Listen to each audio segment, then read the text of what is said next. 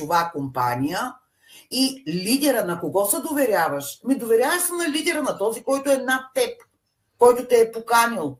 Логично е, този човек вече е минал по пътя и се предполага, че той знае как да те заведе до там. Разбира се. Само, че Дори, аз искам тук да отчетем нещо много важно.